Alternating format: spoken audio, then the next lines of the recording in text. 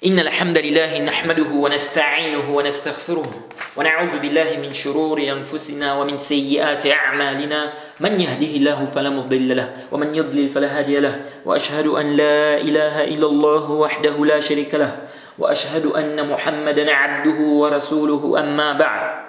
Louange à Allah, le créateur des cieux et de la terre, on le loue tout ce qu'il nous accorde comme bien, comme grâce. On lui demande de prier son prophète Mohammed sallallahu alayhi wa sallam, sa famille, ses compagnons et tous ceux qui les ont suivis jusqu'au jour de la rétribution. Celui qu'Allah a guidé, personne ne peut l'égarer. Celui qu'Allah a égaré, personne ne peut le guider. Alors nous sommes toujours dans l'explication des fondements de la sunna de l'imam Ahmed ibn Hanbal, rahimahullah. Alors avant de commencer, j'aimerais rappeler un point par rapport aux réfutations, aux ambiguïtés avancées par certaines personnes par rapport au compagnon Abu Bakrata. Pour ceux qui veulent plus de détails, donc par rapport aux réfutations, qui lisent les propos du Cheikh Rabi' Hafizahullah dans le livre Muntah al-Maram bi mu'alafati wa maqalati Cheikh Rabi' fi dhabbi an sahabati al-kiram. Qui lisent ce livre-là.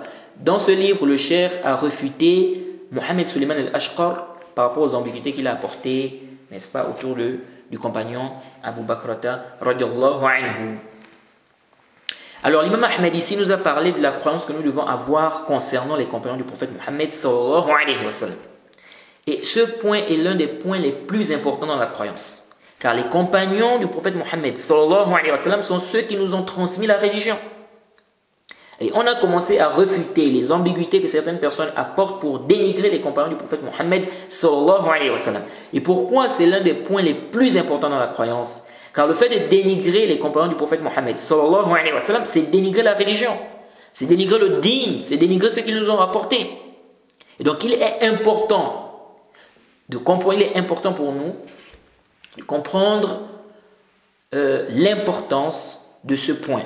C'est l'un des points les plus importants de la croyance, c'est-à-dire la croyance que nous devons avoir concernant les compagnons du prophète Mohammed sallallahu alayhi wa sallam. Donc c'est un point très important. Alors, il y a des gens qui se mettent ou qui se permettent il y a des gens qui se permettent de mettre des shubhat, des ambiguïtés aux ignorants concernant les compagnons du prophète Mohammed sallallahu alayhi wa sallam. Ils se permettent de les dénigrer. Et parmi ceux qui gaspillent leur énergie, moi je dis qu'ils sont en train de gaspiller leur énergie, car ce sont eux qui sont perdants dans ça. Donc parmi ceux qui gaspillent leur énergie afin de dénigrer les compagnons du prophète Mohammed sallallahu alayhi wa sallam, on a cet égareur de Adnan Ibrahim.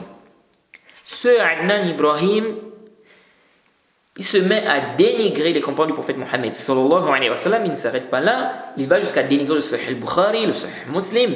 Et c'est ça, lorsque tu commences à dénigrer les compagnons du prophète Mohammed sallallahu alayhi wa sallam, tu vas finir par dénigrer, ou tu vas dénigrer ce qu'ils nous ont, tu vas dénigrer ce qu'ils ont rapporté. Ce qu'ils ont rapporté. Et ce Adnan Ibrahim ne cesse de mentir sur des compagnons. En plus de ça, il se base sur des textes faibles, des textes inventés, des récits inventés, et il rejette ce qui est authentique. Il s'est même mis à dire des faussetés concernant la fitna qu'il y a eu entre les compagnons. Et Inch'Allah, ça va venir, Inch'Allah, on va parler de ça. Alors, parmi les choses que Adnan Ibrahim avance, il dit que le compagnon Othman a invoqué contre Talha, qu'il a dit qu'il espère que son sang coule.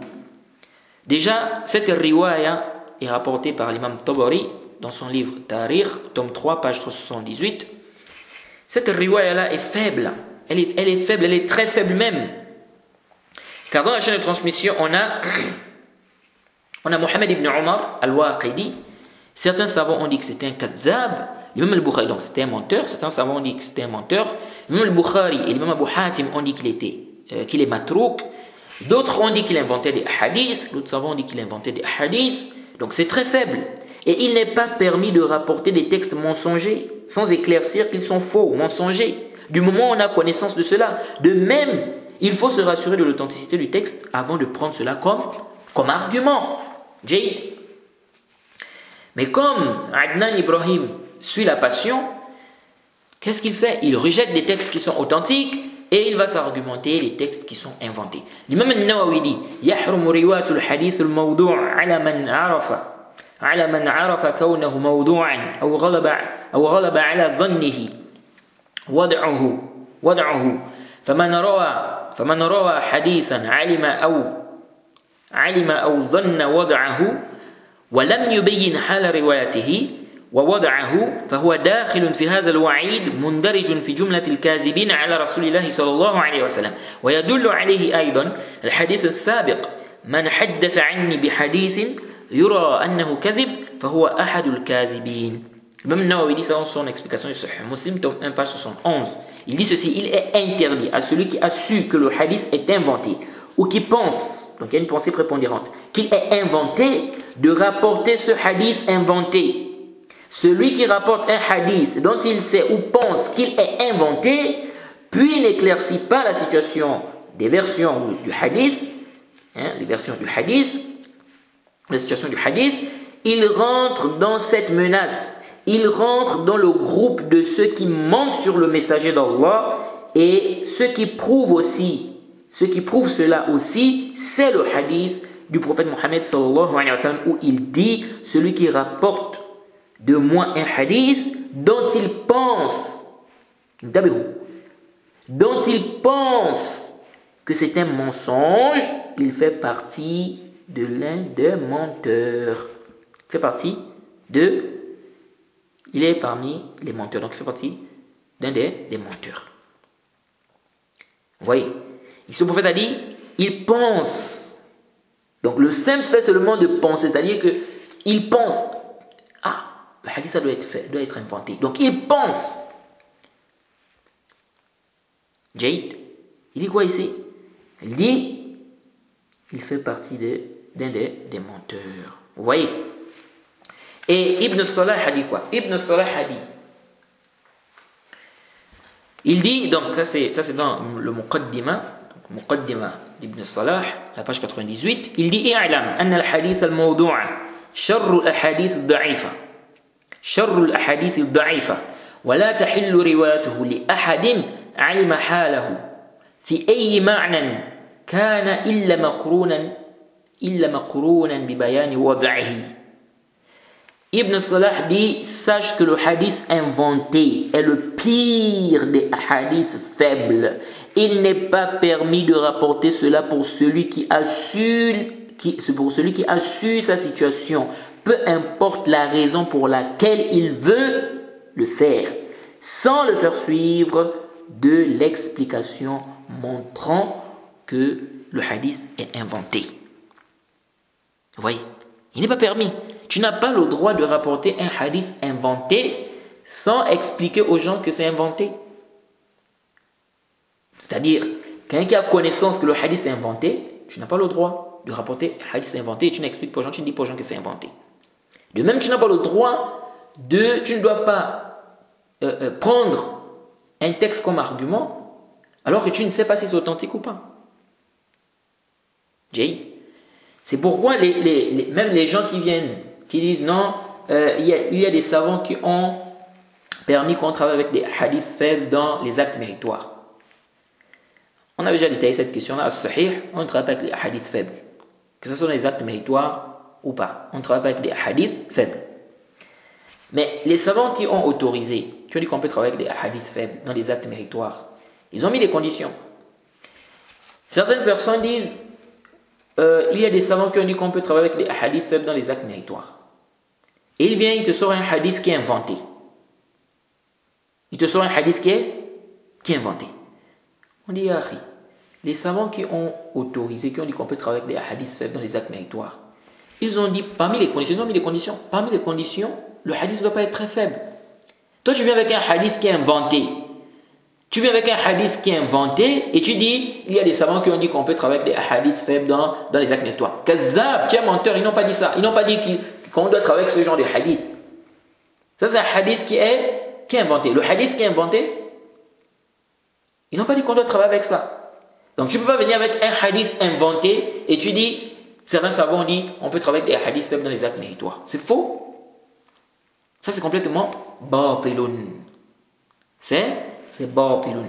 Ces savants-là n'ont pas autorisé, n'est-ce pas, qu'on travaille avec des hadiths inventés. Jaïd.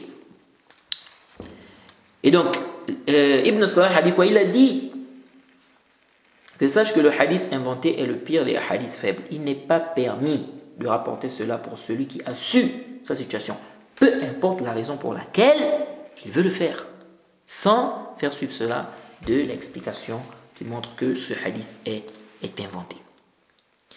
Deuxièmement, il y a une coupure entre Tabari et Al-Waqidi, qui lui est né en 224, et Tabari qui est mort en 207. Donc il y a une coupure entre les deux. Donc ça c'est complètement, ce n'est pas du tout authentique, c'est faux. Parmi les mensonges apportés par Adnan Ibrahim pour dénigrer les compagnons du prophète Mohammed sallallahu alayhi wa sallam, il dit que Othman a frappé Ammar ibn Yasir au point où il n'arrivait plus à contenir ses urines. Donc il a frappé, il dit qu'il a frappé avec son pied. Alors, cette riwaya se trouve dans le livre Tarikh al-Medina. Tarikh al-Medina. Et Ibn al-Arabi, dans son livre Al-Awasimu min al-Qawasim, à la page 280, il a dit que c'est du mensonge. Donc c'est complètement batilun sanadan wa matnan. Au niveau de la chaîne de transmission, au niveau du matn. Et le récit même, il y a une coupure entre Salim et Ibn Abil Ja'd, pardon, entre Salim Ibn Abil Ja'd et Othman. De plus, l'ajout de Adnan disant que il n'arrivait plus à contenir ses urines, ça aussi ça n'existe pas dans la riwaya. Ça n'existe même pas dans la riwaya. Donc ça aussi, ce n'est pas authentique. Parmi les compagnons qui ont été dénigrés, il y a le compagnon Muawiyah. Muawiyah est un compagnon qui a subi de la part de certaines personnes des dénigrements. Adnan Ibrahim dit que le prophète a dit, donc le prophète Mohammed sallallahu alayhi wa sallam, il fait comprendre que le prophète Mohammed sallallahu alayhi wa sallam a dit un homme maudit va rentrer chez vous. Et lui, il dit que c'était Muawiyah. Donc il dit que c'est Muawiyah qui est rentré. Donc Adnan Ibrahim dit que c'est Muawiyah qui est rentré. Donc, on nous dit que le prophète Mohammed sallallahu alayhi wa sallam était avec ses compagnons. Et donc il était assis avec ses compagnons. Et il a dit un homme maudit va rentrer chez vous. Et là, quelqu'un qui a dit qu'il est en train de surveiller, qui rentre, qui sort. Et qui est rentré, donc Adnan Ibrahim nous fait comprendre que c'est Muawiyah qui est rentré. Mais ça c'est faux. C'est faux. Des versions mentionnent que celui qui est rentré c'était Al-Hakam ibn Abil As, comme c'est venu dans le Musnad du Tabarani, du Bazzar, dans le Musnad du Bazzar, pardon, ça a été rapporté également par Imam Tabarani. Et je ne connais aucune divergence sur cela. Que dans ces versions-là, ces versions qui ont mentionné celui qui est rentré, Jade, ils ont mentionné, donc les versions ont mentionné Al-Hakam ibn Abil As. Ces versions ne mentionnent pas Muawiyah. Où est-ce que Adnan Ibrahim a vu que c'était Muawiyah qui était mentionné? Il a vu ça où? Aïna. Où est le dalil, où est la preuve que c'était Muawiyah qui est rentré? C'est où? Et les savants ont cité, le hadith, n'est-ce pas, dans la biographie. Certains savants ont cité le hadith dans la biographie d'Al-Hakam. Jade.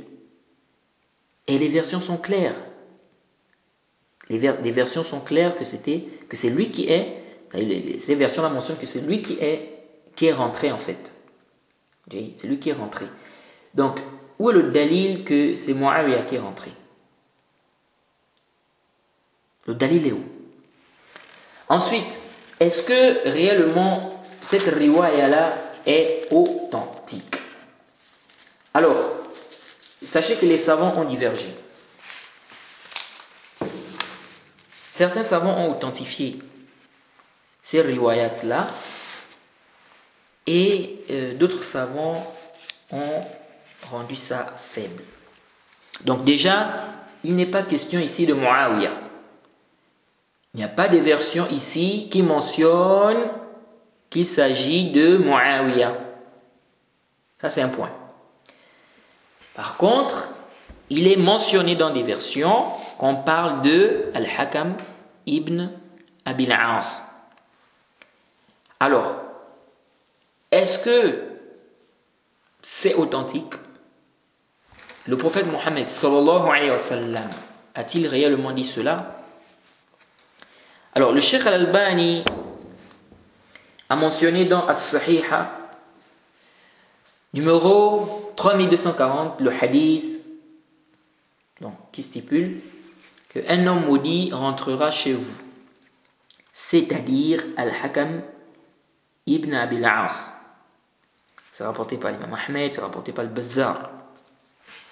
Par la voix de Abdullah ibn Numayr, qui lui rapporte de Othman ibn Hakim, qui rapporte d'Abi Umama ibn Sahl, qui rapporte de Abdullah ibn Amr, qui rapporte de Abdullah ibn Amr. Naam. Et donc, cette riwaya-là, ou ce hadith, le Cheikh Al-Albani a dit sa chaîne de transmission est authentique selon les conditions de l'imam Muslim. Jayid. L'imam Al-Bazzar a dit le hadith n'est pas connu ou on ne connaît cela de Abdullah ibn Amr qu'à travers ce isnad-là. Alors, le Cheikh Al-Albani a dit ce hadith a deux versions qui témoignent, donc qui viennent témoigner. Il a cité donc il a dit il y a deux versions rapportées par le Bazzar qui viennent témoigner. Il y a celle qui est venue par la voix de Sha'abi. Il dit qu'il a entendu Abdullah ibn Zubayr dire au niveau de la Kaaba par le Seigneur de cette maison, Allah a maudit Al-Hakam.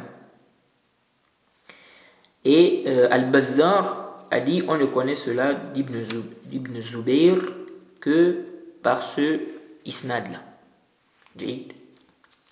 Le Cheikh Al-Albani a dit son isnad, sa chaîne de transmission est authentique. Il a dit sa chaîne de transmission est authentique. Le Cheikh Al-Albani a dit le cheikh de Al-Bazzar n'est pas le seul à avoir apporté cela, comme on peut comprendre de la parole d'Al-Bazzar. Il a dit ça a été rapporté également par Mohammed ibn Fudayl, d'après Ismaïl, d'après Sha'abi, d'après Ibn Zubayr. Et le Cheikh Al-Albani dit c'est pourquoi l'imam Zahabi n'a eu d'autre choix que de dire sa chaîne de transmission est authentique dans son livre dans Tarikh al-Islam, tome 2, page 57. Et dans As-Siyar, il dit dans As-Siyar, au tome 2, la page 108, il dit qu'il n'a rien dit dessus. Il n'a rien dit concernant le hadith. Le Cheikh Al-Albani dit que l'imam Ahmed aussi a rapporté ça. Il a rapporté ça d'après Abdur Razzaq, qui a rapporté d'Ibn Uyayna, qui a rapporté d'Ismaïl ibn Abi Khalid, d'après Sha'bi. Et il a dit que, le Cheikh Al-Albani a dit que c'est authentique selon les conditions de Bukhari et Muslim. Il a dit, on a un autre shahid, qui est rapporté par Ibn Maghra, Abdurrahman ibn Ma'ni. Donc, c'est Ibn Maghra qui rapporte d'Ismaïl ibn Abi Khalid, qui rapporte de Abdullah al-Bahi, Mawla Zubair. Il dit qu'il était à la mosquée et Marwan était en train de faire le khutbah. Abdurrahman ibn Abi Bakr, donc le fils d'Abu Bakr, il a dit par Allah, personne n'a mis après lui quelqu'un de sa famille. Donc dirigeant, personne n'a mis dirigeant quelqu'un de sa famille. Personne n'a mis comme dirigeant quelqu'un de sa famille. Et Marwan a dit c'est sur toi, n'est-ce pas sur toi que le verset où Allah subhanahu wa ta'ala dit quant à celui qui dit à son père et sa mère, fille de vous deux. Il lui a dit, n'est-ce pas sur toi que ce verset est descendu? Et Abdurrahman a dit, tu as menti, c'est faux. Il dit, mais le messager d'Allah a maudit ton père. Mais le messager d'Allah a maudit ton père. L'imam al-Bazzar a dit, on ne connaît pas ce hadith, n'est-ce pas, on ne connaît pas ce hadith qui est rapporté d'Abdurrahman si ce n'est par cette voie-là. Et le Cheikh Al-Albani a dit sa chaîne de transmission est Hassan. Ensuite, il a dit qu'il a trouvé une autre mutaba'a forte pour Maghra. C'est Yahya ibn Zakaria qui rapporte de... bon, ça c'est rapporté par l'imam Abu Hatim dans son tafsir. Et, pardon, c'est rapporté par Ibn Abi Hatim, comme l'a mentionné Ibn Kathir dans son tafsir. Jaïd. Comme l'a mentionné Ibn Kathir dans son tafsir, au tome 4, page 159. Là-dedans, il dit quoi? Ce qui est mentionné dans cette riwaya-là. Il dit, j'étais dans la mosquée lorsque Marwan a dit, Allah a montré au chef des croyants une bonne chose concernant Yazid, Jaïd, qu'il soit chef après lui, donc Yazid, le fils de Muawiyah. Et il a dit qu'il soit donc chef après lui. Abu Bakr a choisi Omar comme chef après lui. Et Abdurrahman ibn Abi Bakr a dit Hiraqliya. Il a dit certes, Abu Bakr n'a pas mis un de ses fils, ni un de sa famille. Jaïd. Et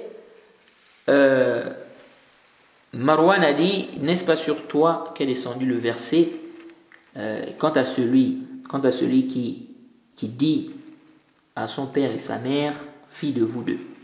Abdurrahman a dit, n'es-tu pas, ô Marwan, celui dont le messager d'Allah a maudit son père? Jaïd. Le fils de maudit celui dont le messager a maudit son père. Et Aïcha les a entendus.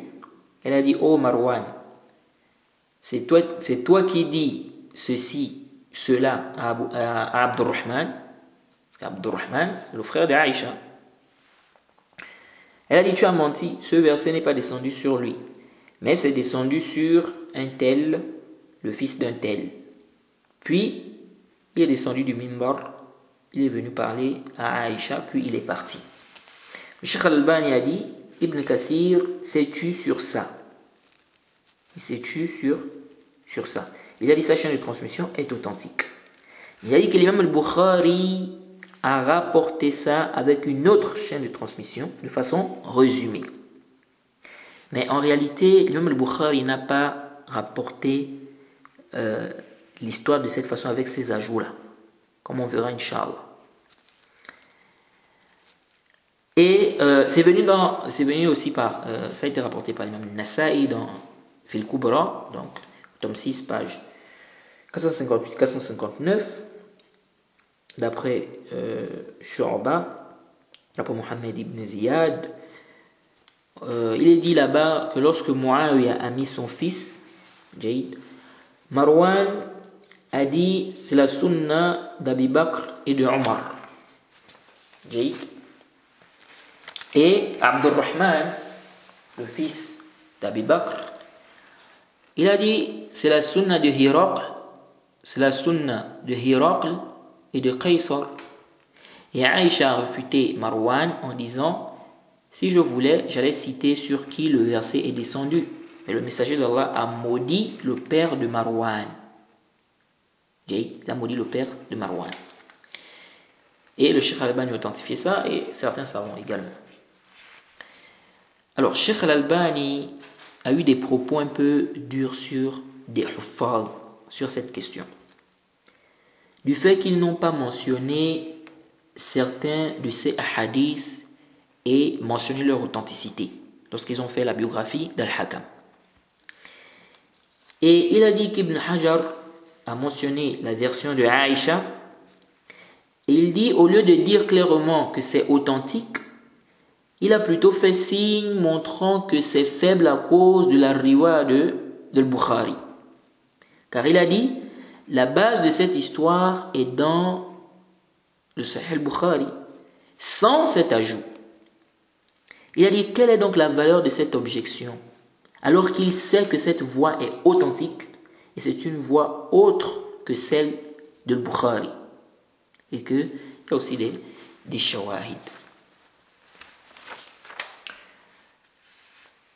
Et le Cheikh Al-Albani dit, ce qui est plus étonnant, c'est l'imam Zahabi, dans sa biographie d'Al-Hakam.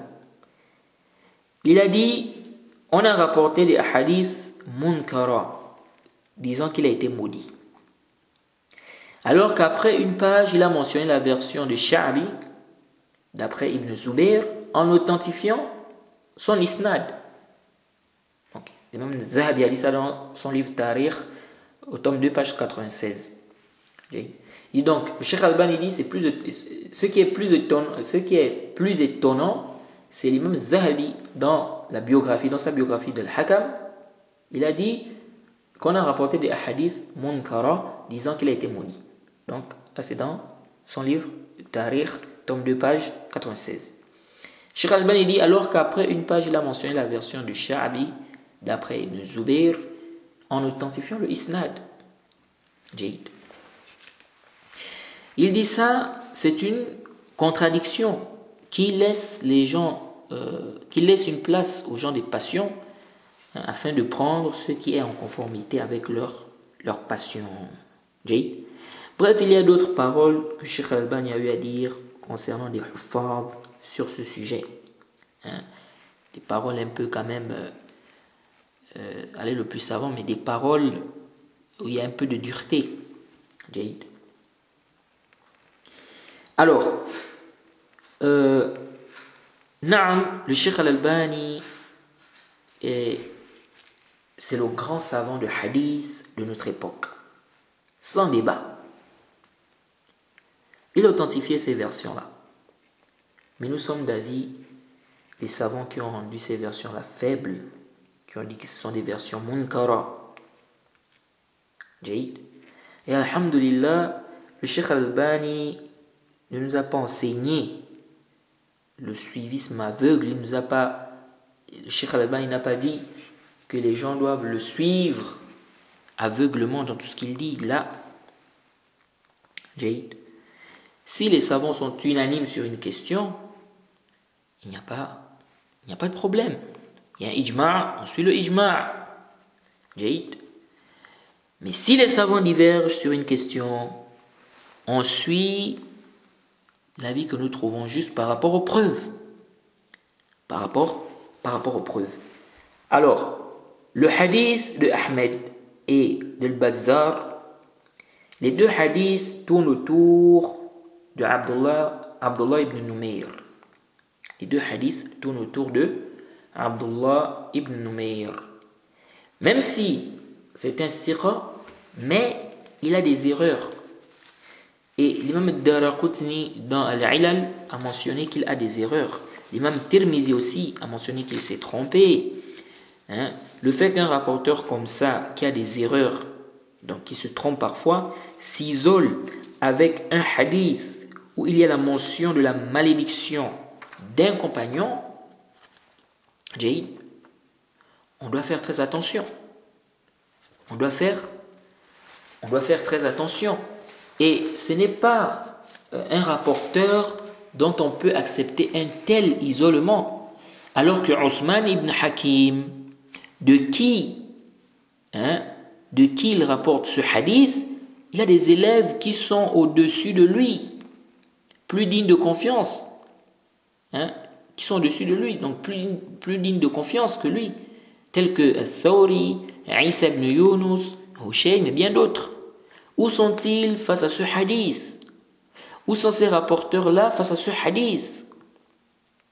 Ensuite, quand il est dit dans le texte, un tel est rentré, c'est-à-dire Al-Hakam. Qui dit Al-Hakam là? Qui dit c'est-à-dire Al-Hakam? Il se peut que ça soit un idraj. Il se peut que ça soit un ajout dans le hadith de l'un des rapporteurs. Et ce qui peut venir renforcer cette hypothèse, c'est que le shahid que le Cheikh Al-Albani a cité dans la version de Al-Bazzar, dans la version d'Al-Bazzar, on cite son nom. On cite le nom de celui qui est rentré. Mais de celui dont il était question. Dans la version de Ahmed, on ne cite pas son nom. On dit le prophète a maudit un tel. On dit le prophète a maudit un tel. Sans mentionner le nom. Donc, dans une version, le nom est cité. Dans une autre version, le nom n'est pas cité. Qui a introduit le nom? Qui a introduit le nom là? Et Abd al-Razzaq s'est isolé avec cette version. Il s'est isolé avec cette version-là qui est venue dans le Musnad. Et l'imam al-Zahabi dans le Tarikh al-Islam, au tome 15, page 262, il dit qu'Abd al-Razzaq est saduq en lui-même. Ces hadiths, on s'argumente de ça dans le Sahih, mais il n'est pas de ceux-là qui, lorsqu'ils s'isolent avec quelque chose, on considère ça authentique, gharib. Mais plutôt, s'il s'isole avec une chose, on considère ça munkaran. Et on ne sait pas si le Cheikh Al-Albani a vu la riwaya qui est venue dans le Musnad d'Imam Ahmed, où il a rapporté d'Abd al-Razzaq, il a rapporté d'Ibn Uyayna, qui a rapporté d'Ibn Uyayna, qui a rapporté d'Ismaïl ibn Abi Khalid, qui a rapporté de Sha'bi. Il dit qu'il a entendu Abdullah ibn Zubayr. Et lui, il a dit quoi? Il a dit le prophète a maudit un tel.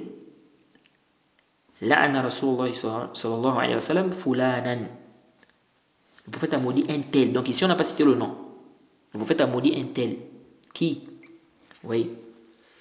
Et l'imam Zahabi dans Al-Mizan, il a dit, donc au tome 3, à la page 140 à 141, il a dit, lorsque le rapporteur, aussi le thiqa, celui qui est mutqin, s'il s'isole, on considère le hadith comme étant sahih gharib, mais si le saduq s'isole, le saduq et ceux qui sont en dessous de lui, ils ont considéré le hadith comme étant munkar.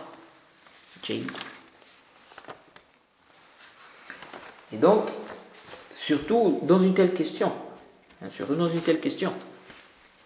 et dans cette version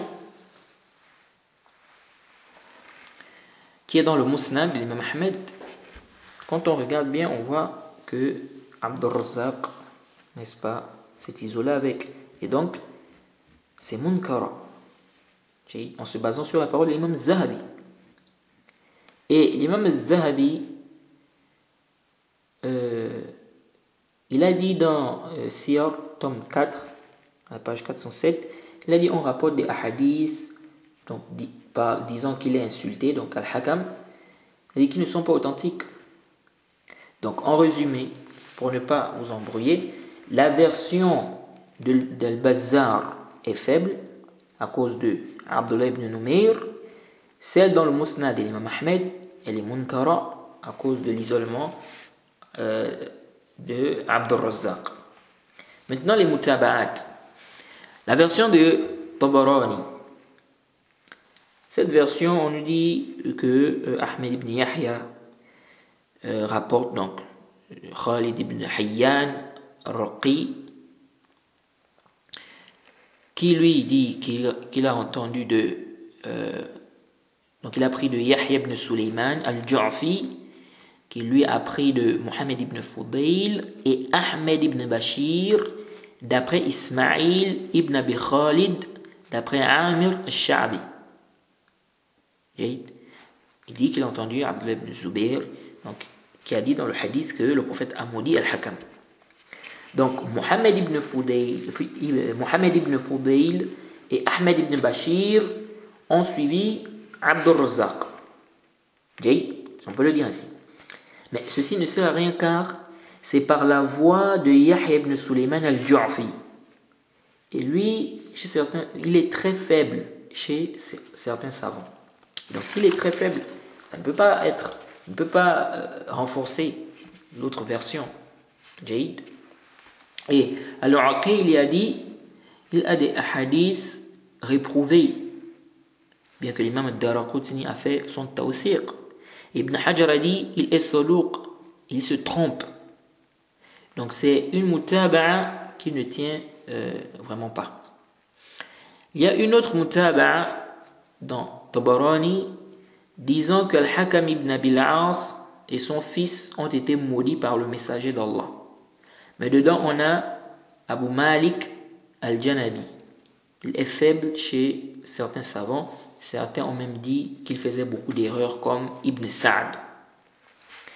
Le deuxième shahid que le Cheikh Al-Albani a cité, qui est rapporté par le Bazzar, donc numéro 2273, dans cette version, on a Yusuf ibn Moussa qui lui rapporte d'Abdurrahman ibn Maghra, qui rapporte d'Ismaïl ibn Abi Khalid, qui rapporte de Abdullah al-Bahi, qui rapporte d'Abdullah al-Bahi, Mawla Zubair. Donc il explique, n'est-ce pas, qu'il était à la mosquée et Abdurrahman a dit, donc il a dit que personne n'a mis chef, donc n'a mis quelqu'un de sa famille chef après lui, etc. jusqu'à la fin du hadith. On avait déjà vu. Et que Marwan a dit, n'est-ce pas sur toi que le verset, donc, où Allah subhanahu wa ta'ala a dit, quant à celui qui dit à son père et sa mère, fille de vous deux, n'est-ce pas sur toi que ce verset est descendu? Il a dit, le messager d'Allah a maudit ton père. Le messager d'Allah a maudit ton père. Ça c'est munkar. C'est munkar aussi, parce qu'il y a Abdullah al-Bahi, et Abu Hatim a dit, on ne s'argumente pas de lui. Il y a des confusions dans ces hadiths. Ibn Hajar a dit Saduq, il fait des erreurs. Donc si un tel rapporteur vient s'isoler avec une telle information, qu'est-ce qu'on dit? Donc ça, c'est vraiment, comme certains savants disent, ça rentre dans... Ces hadiths-là sont munkar, ces hadiths-là. Et le mutaba'a de Maghra tourne autour de Abdullah al-Bahi. Donc c'est le même. Et il s'est isolé avec ça. Il n'est pas de ceux dont on peut accepter. Il n'est pas de ceux dont on peut accepter un tel isolement. C'est munkar aussi. Donc on ne peut pas dire sa chaîne de transmission est authentique alors que dedans on a un rapporteur saduq qui se trompe. Et de deux, Ibn Hajar, rahimahullah, elle est le plus savant, il a raison de faire allusion à sa faiblesse par la riwaya de l'imam al-Bukhari. Parce que certains ont même dit que cette riwaya-là est authentique selon les conditions de Bukhari et Muslim. Mais l'imam al-Bukhari a rapporté l'histoire dans son sahih. Il rapporte l'histoire dans son sahih sans cet ajout-là, disant que le prophète a maudit al-Hakam. Même si, naam, les chaînes de transmission, les voies sont différentes, les chaînes de transmission sont différentes, mais c'est la même histoire. C'est la même histoire. Et le fait que les rapporteurs qui viennent avec l'ajout sont des rapporteurs à problème, ça apporte un doute. Parce que l'imam al-Bukhari rapporte l'histoire, mais il ne rapporte pas avec cet ajout-là.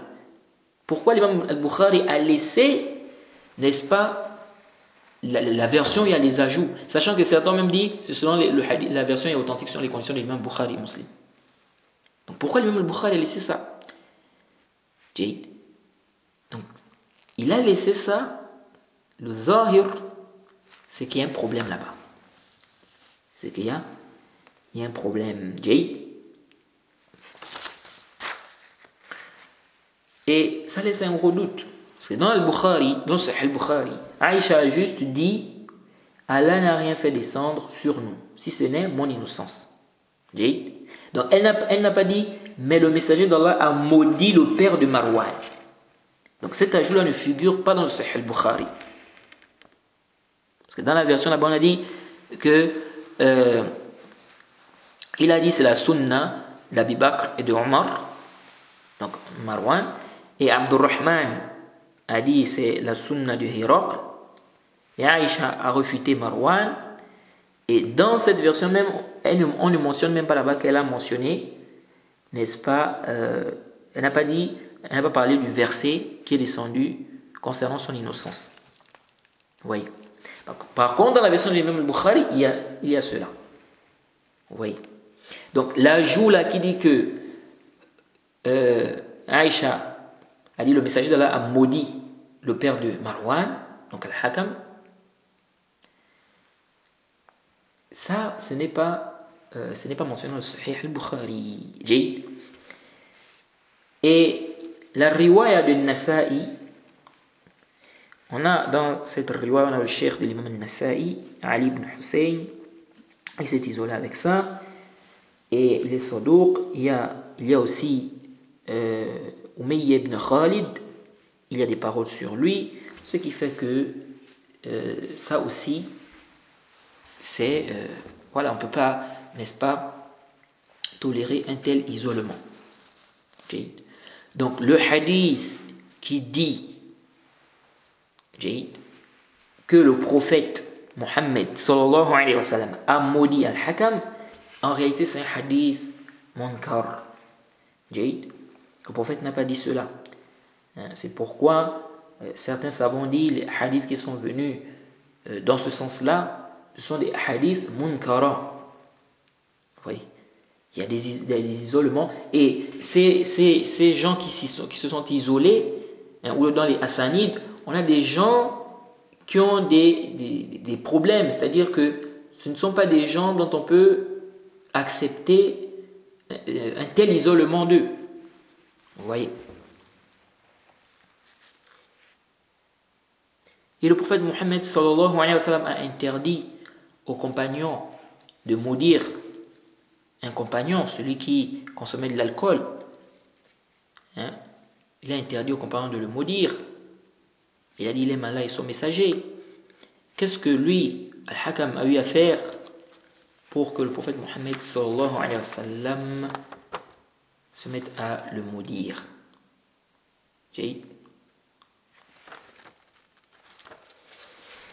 Alors, donc, As-Sahih, aller le plus savant, c'est que ce hadith-là n'est pas authentique. Le hadith qui dit que le prophète a maudit Al-Hakam, ce n'est pas un hadith authentique, aller le plus savant. Et c'est l'avis que nous trouvons juste. Nous sommes convaincus de cela. Mais supposons que le hadith soit authentique. Supposons que c'est authentique, ces versions-là. Il se peut que ce soit une expiation des péchés de ce compagnon, une purification. Si on suppose que c'est authentique. Et ça ne remet pas en cause sa adala. Ceci par rapport aux textes qui sont venus sur la adala des compagnons. Ceci car le prophète Mohammed sallallahu alayhi wa sallam a dit, intabihu huna, c'est venu dans le Sahih Muslim, le hadith numéro 2060, le hadith de Aïcha radiyallahu anha, elle dit دخل على رسول الله صلى الله عليه وسلم رجلان فكلماه بشيء لا أدري ما هو فأغضباه فلعنهما وسبهما فلما خرجا قلت يا رسول الله من أصاب من الخير شيئا ما أصابه هذان قال وما ذاك قالت قلت لعنتهما وسببتهما قال أوما علمت ما شرطت عليه ربي قلت اللهم إنما أنا بشر فأي المسلمين لعنته أو سببته فاجعله له زكاة وأجرا. Alors Aïcha nous dit, deux hommes sont rentrés chez le messager d'Allah. Ils lui ont parlé d'une chose que j'ignore. Donc je ne sais pas ce qu'ils lui ont dit. Comme ils l'ont mis en colère, il les a maudits, il les a insultés. Puis quand ils sont sortis, j'ai dit, ô messager d'Allah, quel que soit le bien que l'on peut obtenir, ces deux-là ne l'ont pas eu. Le messager d'Allah a dit, comment cela? Je lui répondis, tu les as maudits et insultés. Il dit, ne sais-tu pas ce que j'ai stipulé avec mon Seigneur? J'ai dit, ô Allah, je ne suis qu'un être humain. Tout musulman que j'ai maudit ou insulté, faisant un moyen de purification et d'obtention d'une récompense pour lui. Et dans une version, tout musulman que j'ai maudit ou insulté, s'il n'est pas de ceux qui doivent recevoir cela.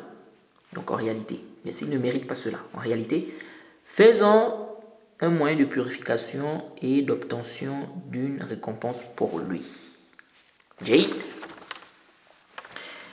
Donc, celui que le prophète Mohammed sallallahu alayhi wa sallam va maudire ou insulter, si en réalité il n'est pas de ceux qui doivent recevoir cela, alors ce sera une expiation, une purification pour lui. Il aura une récompense pour ça.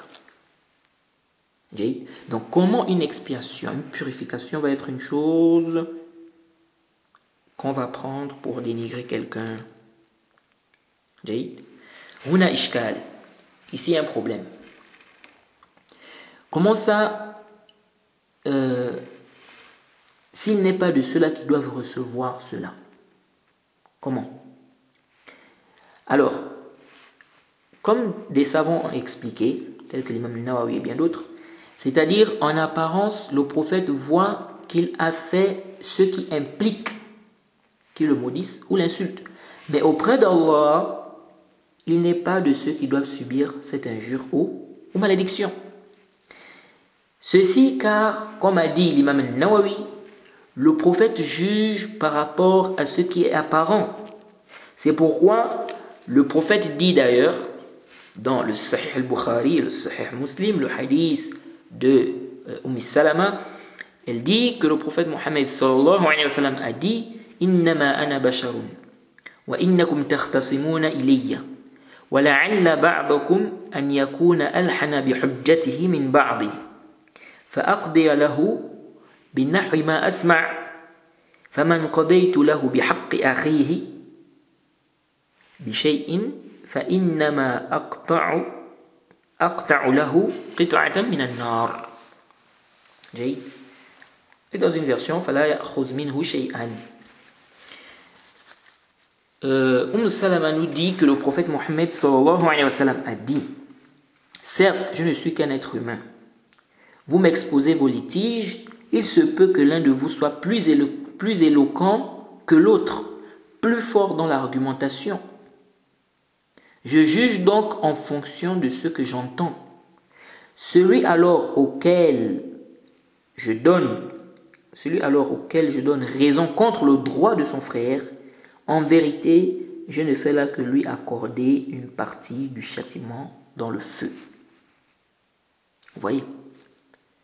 Et il y a des gens comme ça. Deux personnes sont en train de parler. Il y a un qui est éloquent et l'autre n'est pas éloquent. Celui qui est éloquent, il est dans le batil, il est dans le faux. Mais tellement il est éloquent, les gens quand ils vont écouter le débat, ils vont dire, celui-là, ce qu'il dit est vrai. Alors qu'il est dans le batil. L'autre, comme il n'est pas éloquent, les gens vont dire, non, lui là, ce qu'il dit là n'est pas juste. Il n'est pas sur la vérité. Celui qui est sur la vérité, c'est l'autre. Alors qu'en réalité, celui qui est éloquent, là, il est dans le faux. Mais comme il est éloquent, les gens sont impressionnés, ils voient que ce qu'il dit est correct. Et l'autre, comme il n'est pas éloquent, les gens voient qu'il est en erreur. Alors que c'est lui qui est sur la vérité, mais il n'est pas éloquent.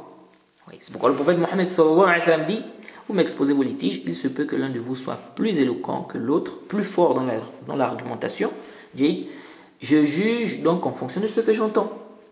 Mais le prophète a dit quoi? Il a dit, celui alors auquel je donne raison contre le droit de son frère, en vérité, je ne fais là que lui accorder une partie du châtiment dans le feu. Vous voyez? Alors, quelqu'un peut dire, mais pourquoi ne pas juger directement en attendant la révélation? nous disons car les textes, nous disons car les textes montrent qu'on doit juger selon les apparences. C'est ce qu'Allah a ordonné. Et ceci afin que les gens acceptent les jugements par rapport à ce qui est apparent et laissent ce qui est caché. Imaginez-vous que tout litige, le prophète attendait la révélation pour juger. Alors qu'Allah demande par exemple, si quelqu'un est accusé de zina, par exemple, on doit apporter 4 témoins. Si le prophète se contentait d'une autre révélation, c'est-à-dire qu'il attend, s'il attendait par exemple qu'Allah lui dise qu'effectivement un tel a forniqué ou qu'il n'a pas forniqué et qu'il ne prenait pas en compte, ce qui est venu dans les textes, des gens devaient dire quoi? Des gens devaient dire, il fait le contraire de ce qu'Allah a dit, ou il contredit ce qu'il dit. Et des gens aujourd'hui pouvaient dire, si un juge a donné la sentence par rapport aux témoins, des gens pouvaient dire, ou des gens aujourd'hui devaient dire, non, on n'accepte pas. Le prophète, lui, il jugeait dans tout par rapport à la révélation que personne d'autre ne recevait. Et que personne ne savait. Donc aujourd'hui, il n'y a plus de révélation. Donc on n'est pas obligé de respecter ceci ou cela. Ou bien un juge va dire, moi je juge par rapport à ce que je crois, par rapport à ce que je sais. Je ne suis pas obligé de juger par rapport à ce qui est venu dans les textes parce que le prophète Mohammed sallallahu alayhi wa sallam, lui-même, il n'a pas jugé par rapport à ça. Il jugeait par rapport à la révélation. Des gens pouvaient apporter des choses comme ça, des ihtimalat, pour justifier, n'est-ce pas, leur batil. Donc, le prophète nous apprend cela, pour qu'on le suive dans ça.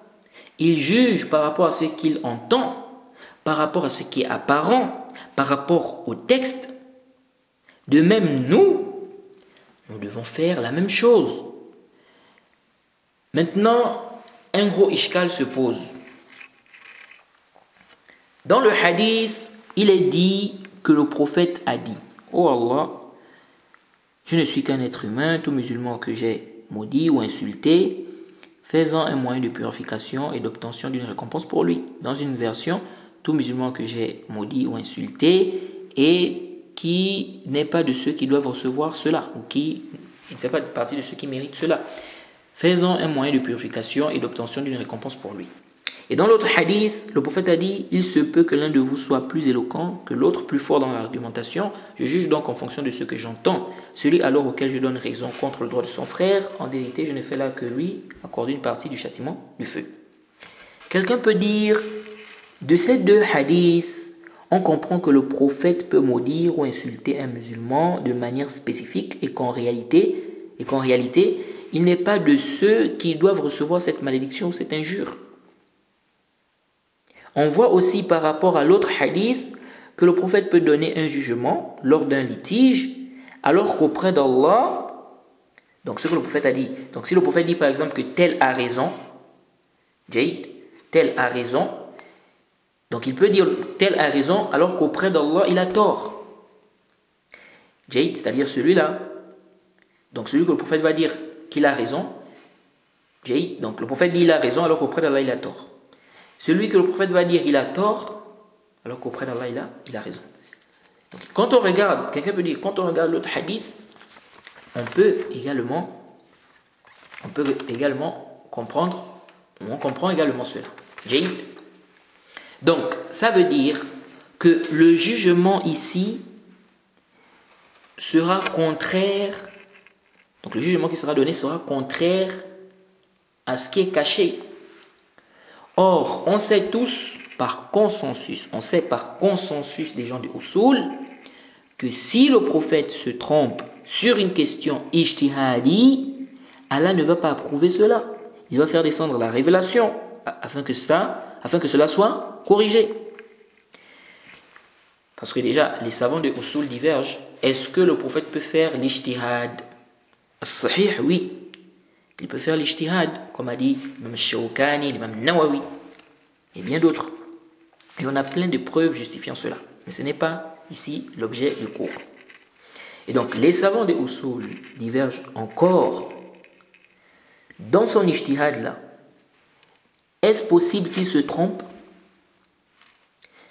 Ici il y a une divergence. Mais ceux qui disent qu'il est possible qu'il se trompe sont tous unanimes qu'Allah ne va pas approuver l'erreur dans les ahkam. Il va faire descendre la révélation afin que la vie juste soit donnée. Alors ici il y a un ishkal. Alors pourquoi ici dans le jugement, s'il donne un jugement, par exemple que tel a raison, or ce n'est pas le cas, ou que tel a tort, or ce n'est pas le cas, pourquoi Allah ne fait pas descendre la révélation? Jay. Celui qui vient avec cet ishkal, nous disons, celui qui vient avec cet ishkal n'a pas fait attention à deux choses. Premièrement, lorsque le prophète donne le jugement dans un litige, il donne le jugement par rapport à ce qui est apparent. Or, c'est ce qu'Allah lui demande de faire, de juger par rapport à ce qui est apparent. Donc, en réalité, il juge par rapport à ce qui est demandé dans la législation. Par exemple, par rapport aux témoins. Par rapport aux témoins. Donc, quelle révélation encore il doit attendre? La révélation est déjà descendue. Qu'il doit juger par rapport à ce qui est apparent. 2. Les savants de Usul parlent des questions où il peut faire l'ijtihad. Là-bas, s'ils se trompent, ils disent Allah ne va pas approuver. Ils disent Allah ne va pas approuver cela. Donc il n'y a pas de contradiction entre la règle citée par les savants de Usul et le hadith, car les savants de Usul parlent des questions où il peut faire l'ijtihad. Or le hadith ne parle pas des questions où il fait son ijtihad. Le hadith parle du cas où il a jugé par rapport, par exemple, au témoin, par rapport au fait que la personne jure, par rapport à ce qui est apparent, par rapport à ce qu'il entend. Ici, s'il donne un jugement par rapport à ça, donc, si ici, il donne un jugement par rapport à ça, donc par rapport à ce qui est, il aura fait ce qui est demandé. Car ici, il a jugé par rapport à ce qui est apparent. Maintenant,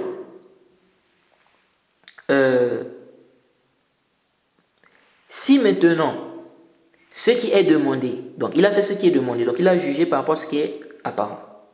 Si maintenant cela est contraire à ce qui est caché, le prophète fait comprendre qu'il est en train d'accorder une partie du châtiment à cette personne-là. Exemple. Quelqu'un dit que tel a fait le zina. Il doit apporter les 4 témoins. Alors, s'il apporte les 4 témoins, et ces 4 témoins-là se mettent d'accord pour mentir, donc ils mentent que tel a fait le zina. Ils savent que l'autre est innocent, mais ils mentent. Supposons que c'est au temps du prophète Mohammed sallallahu alayhi wa sallam. Le prophète va juger par rapport à quoi? Il va juger par rapport à ça. Donc ici, les 4 témoins sont là. Ils affirment que tel a forniqué, ils étaient témoins, ils ont vu, etc., etc. Donc le prophète va juger par rapport à cela. Donc il va juger par rapport à ce qu'Allah a demandé, par rapport à ce qui est apparent. Alors, ceux qui ont agi ainsi, donc ceux qui ont menti là, ils doivent savoir, que ce qu'ils ont fait là c'est une cause qu'ils aillent où? En enfer. Donc le hadith parle de ça.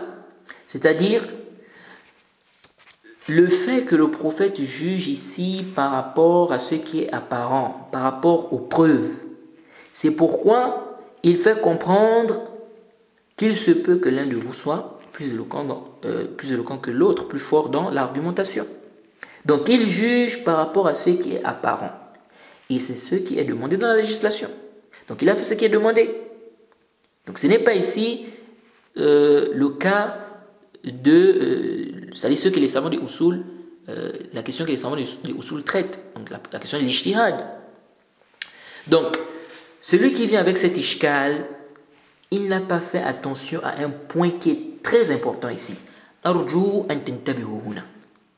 Il n'a pas fait attention à un point qui est très important ici. C'est que celui qui juge par rapport à ce qui est demandé dans la législation, même si le jugement qu'il a donné est contraire à ce qui est caché, on ne dit pas que son jugement est une erreur. On ne dit pas que son jugement est une erreur. Non, son jugement est correct car il a jugé comme on lui a demandé de juger. Il a jugé conformément au texte. Et donc son jugement est correct par rapport au texte. Donc, par exemple, le cas des gens qui sont venus témoigner que tel a fait le zina. Ils se sont mis d'accord pour mentir que tel a fait le zina. Ici, là, s'ils vont chez un juge, le juge va donner la sentence, Jade, mais on ne va pas dire que le jugement du juge ici est une erreur. Non, ce n'est pas une erreur. Jade, mais comment on appelle? Le problème revient à ceux-là qui ont menti. Mais le jugement ici du juge, il est correct. Il a jugé conformément au texte. Jade. Donc ici, par rapport au texte, ce n'est pas une erreur. Donc ça ne contredit pas le fait que les savants de Usul disent si le prophète fait un ijtihad, s'il se trompe, Allah ne va pas approuver ça. Donc il n'y a pas à dire, mais comment ici on comprend du hadith qu'il peut donner un jugement contraire à ce qui est caché et Allah ne fait pas descendre la révélation. Car ici il a jugé par rapport à ce qui est demandé dans la législation. Juger par rapport à ce qui est apparent, Jade, c'est ce qui est demandé. Et donc le jugement est correct. Il va juger par rapport à ce qui est apparent, il va juger par rapport aux témoins. Par rapport à ce que la législation, n'est-ce pas, dit. Par rapport à ce qui est dit dans la législation. Et donc le jugement est correct. Donc quelle révélation encore doit descendre pour corriger? Corriger quoi? Le jugement est correct par rapport au texte. C'est correct. C'est pourquoi je disais, si nous revenons à notre exemple du zina, ici les 4 témoins confirment que tel a fait le zina. Pourtant, ils savent qu'ils sont en train de mentir. Ils vont chez le juge, donc c'est-à-dire ils témoignent chez le juge que tel a fait le zina. Mais si le juge se base sur ça, donc ils ont témoigné, ils ont vu, etc., les 4 témoins, si le juge se base sur ça et juge que donc la personne doit être fouettée, par exemple, va-t-on dire que son jugement est une erreur? Non, ce n'est pas une erreur, le jugement est correct. Le jugement est correct car il a fait ce qui est demandé dans la législation. Donc il n'y a pas d'ishkal ici. Et subhanallah, j'ai profité de cette réponse chez l'imam Nawawi. Quand j'ai lu la réponse de l'imam Nawawi par rapport à cet ishkal. Et j'étais très content. Tellement que j'étais content, je me suis arrêté, j'ai arrêté de lire pour faire un long dua à l'imam Nawawi. Rahimahullah, rahimahullah. Vraiment, l'étudiant qui a vraiment un certain niveau et qui ne profite pas de l'imam Nawawi dans ses explications, alors vraiment il a beaucoup perdu. Il a beaucoup perdu. Allahumma musta'an. Subhanallah. Qu'est-ce que cette umma va devenir sans ses savants? Qu'Allah préserve nos savants et qu'il fasse miséricorde à ceux qui sont déjà morts. Alors on va s'arrêter ici pour ce cours. Le cours prochain, on va revenir sur d'autres ambiguïtés que certaines personnes apportent. On va réfuter cela. Et on va parler également d'une grande question qui est très importante et que nous devons connaître. Wa subhanaka Allahumma bihamdik wa ashhadu an la ilaha illa anta astaghfiruka wa atubu ilayk.